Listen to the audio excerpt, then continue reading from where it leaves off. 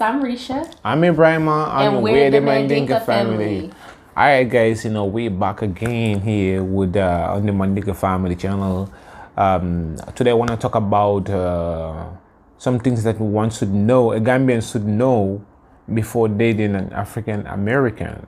You know what I'm saying? Stay tuned. Yep, stay tuned, stay tuned. Is this gonna be some high stick? Cause my baby right here is listening. You know what I'm saying? You be my queen, you be my screensaver.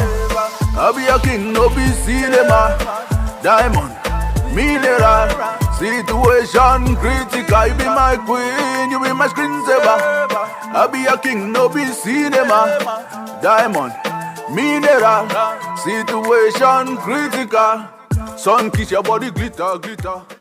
Okay, some things that we should definitely know about, before dating an African American is that, we have the different mindset that we have. Okay, the different mindset, when I say different mindset that we have is that sometimes, how we perceive things and how they perceive things are different.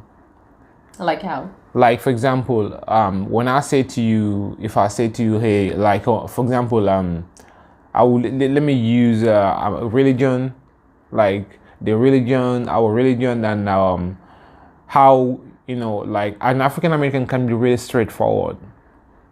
So how? Give us an example. Like, what do you mean by religion? Okay, what I mean by religion is how we as Africans, like it can be either Muslim or a Christian. You know what I'm saying? Like, our religion, when it comes to religion, we really keep our religion like very, very strong and close to our heart. We don't play with our religion. So, but sometimes, there could be differences in between, because like if I say, for example, if me and my babe went out and then I say, oh babe, and we have a very important mission to do, and I'm saying, and I said, hey babe, let me go and pray. I need to go and pray before we head. I'm saying, and she can tell me like, man, we really need to do something like this. We really need to fix this before this certain time. And I need to pray. For example, I need to pray at 5 o'clock, and her mission is at 5 o'clock. So those are some things that we should be compromising. And I'm saying, all right, let me just leave him to go pray, and then he will just come, and then we just hit our road and go. And also, I'm saying, like the close family, I'm saying, here our families are really, really important to us. I would say even in diasporans, our families are important to us. The difference is you guys we live under the same roof. I has a one big family, but that's why I believe the love is there all the time. But when it comes to the West, you guys live on a separate household, so everybody would be living under the same household, which is why the love is kind of not there.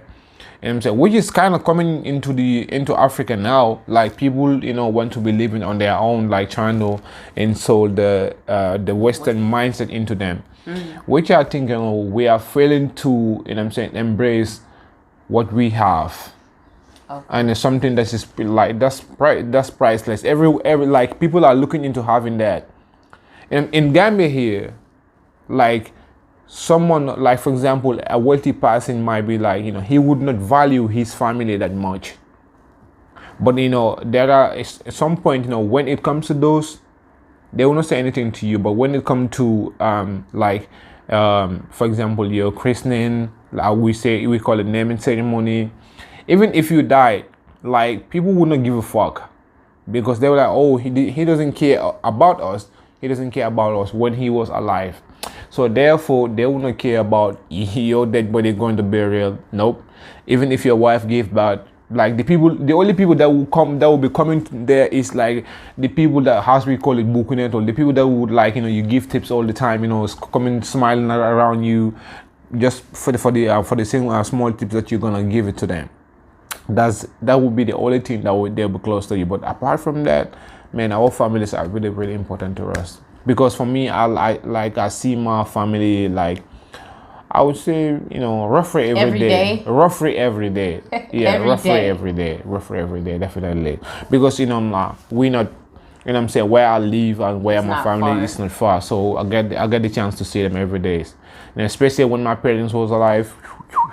Like, yeah, when I first started dating him, what you doing? I'm headed to mom's. Yeah, and also our like daily our daily way of life. When I say daily way of life, what I mean by that is like, for example, the work schedule that I have and the work schedule that she has are two different things. You know, she works 8 hours, for example, or sometimes more than that. You know, like, okay, if I say, let me pick up the phone and call my babe, and then I pick the phone, try to call her. If she is like on duties, like doing her job, like, I don't expect her to pick that call. No, but you know, but when she calls me, like, even if I am on duty, I have to pick the fucking call. Excuse my language. And I'm saying I have to pick that call. Like, I'm a plumber, but you know, even if my hand is messy, like, I have to like grab my hustle my phone and be like, oh, hello babe, man, I'm working. You know what I'm saying? But if not, because if I don't pick that call, I'm gonna be, you know what I'm saying, if I go home, there's gonna be, you won't hear the end of it. Yeah, so that's why I try to pick my call, you know, anytime she calls. So my brothers, if you like about to date an African American, expect that. Anytime they call, you got to pick that goddamn call, or else you're gonna be like, you have a story to tell. You know, like You funny. and also like putting them first. You have to put them first, because you know, like here in the Gambia here, like for example, let me take an example to my parents, like my dad. I would say, for example, my dad never ever been to the hospital to be there from when my mom was giving birth. But I would not blame him for that, because like that's something That's that, a you know, cultural thing. that's a cultural thing. Like an elderly person in the compound would kind of handle that. They would just go with mamas and then to the hospital to try to help them out, and then they would come up home. But now things are changing. You know, people are Husbands a are bit coming to the hospital people now. are getting a bit where like they will go to the hospital, try to walk with you. You know what I'm saying, till you gave birth, something like that. You know, because you're the one who. That kid guy, so why You're the not? one who made the baby. Yeah, you so need why to do not? that You know what I'm too. saying? It's just the mindset that Right. we have, you know what I'm saying? And also, you know, it's about sharing ideas. You know what I'm saying? Like here in like, for example, in Gambia here, it's what the husband says. Mostly that's what's gonna happen. But you know, like that's something that I kind of disagree a little bit, because when you say ideas, like for example, when I say, hey babe, this is what we're gonna do, that's what we're gonna do. Like, even if I'm not right, sometimes I might not be right, and I tell her that, okay, this is what we're gonna do. If she says okay to that, which means, you know, that's a failure to us. You know what I'm saying? But you know, if we both share ideas and, you know, like, okay babe, you come up with your idea, sometimes, I'm not gonna lie, sometimes, you know, most times, I would say most times, you know, she comes out with, you know, with some good ideas. Yeah, I'm not gonna lie about that. So that is, you know, me giving her the chance to express herself, to express her ideas, for us sharing ideas. You know what I'm saying? So that, you know, when it comes to that, you know, we have to be compromising. You know, listen to what your wife says, listen to what, you know, your husband says also, and, you know, try to, you know, put it together and see, you know what I'm saying, like what you guys gonna do. And I appreciate you actually saying that about sharing ideas, because, you know, like you said, it's a cultural thing here. Like, women may not be able to express their ideas as much with their husband, because it's normally like the husband has the final say.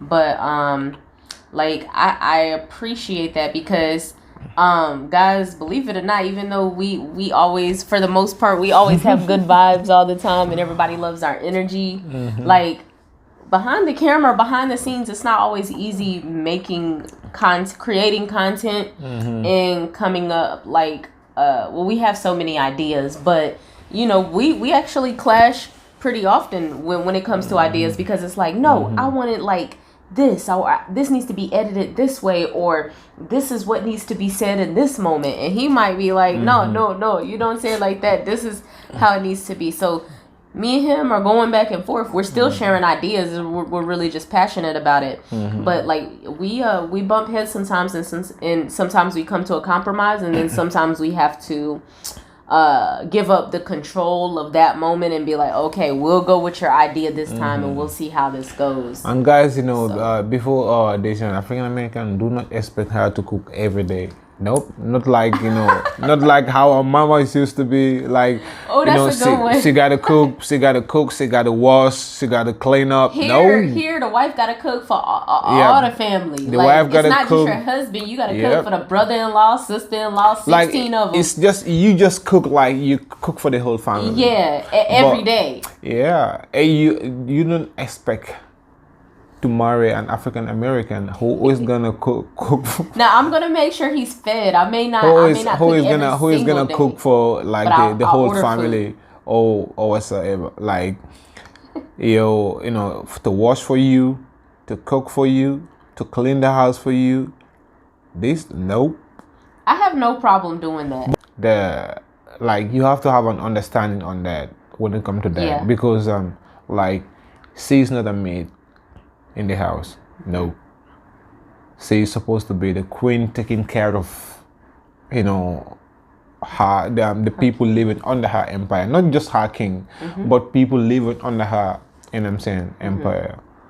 So therefore, to me, when she wanna do some stuff, oh babe, can you clean up that place? Yeah, sometimes he cleans up around the house. I'll clean up. For me. Okay, babe, sometimes, when she cooks, she be like, oh, babe, can you, wash the plate? I'll be like, oh, okay. Later, I'm going to do it. Now, do it now. Like, damn. And then I would just... You try to make me sound like a monster for me. No. No, because sometimes, typically, in the West, whoever cooks doesn't have to wash the dishes. So, you wash the dishes. No, but okay, she says in the West, but I said in Africa, Gambia. Yeah. That's where we are. You know what I'm saying?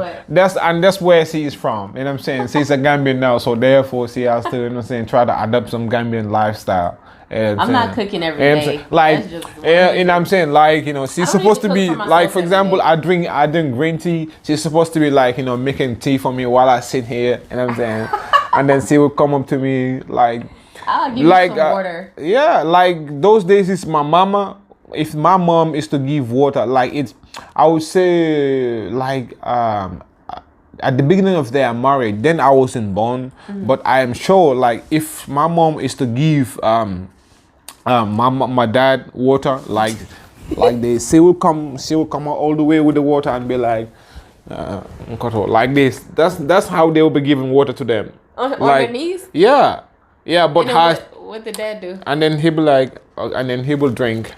Yeah, when you drink, after drinking it, and then you will pass, you'll be like, okay, abaraka. Oh, shit. And then, you would get up and then go, but has the generation and, has people started watching these, movies and TVs, okay, from the 90s, you go, mamas would go down on their knees. That's a form of humility and submissiveness. When it comes to around 2000, instead of going down on their knees, they would be like, Nkoto. And then they will sit beside you and give it to you. Okay, now we are in 2020. How they do it now? They'll be like, Nkoto, they'll put it right there and then they will just let you do your thing yourself. Get it yourself. But you know what I'm saying? I think that's kind of romantic, you know what I'm saying? Bringing water for your husband and then be like, Nkoto. So you want me to get on my knees and start bringing you water? Nah, I'm not saying that. I'm just kind of giving an old vibes of how, you know what I'm saying, parents used to do them things. And even in, I would say, during my grandmother's time, not to, in the early 1900s and 1800s, African diasporans, I'm pretty sure they were way more submissive. If you look at my grandmother, she looks like she is an African woman, obviously, but she's very submissive. And then as you can see, as the generations evolve, my mom is less submissive, and now my grandma, she cook, clean. She is the one who would be on her knees hey honey, you need anything, wash her honey's feet. So I can see that. I've never met Jima, but the moment I saw her wrapped up that veil like my mama, I'm like, oh yes, that's the African Jima right there. Yeah.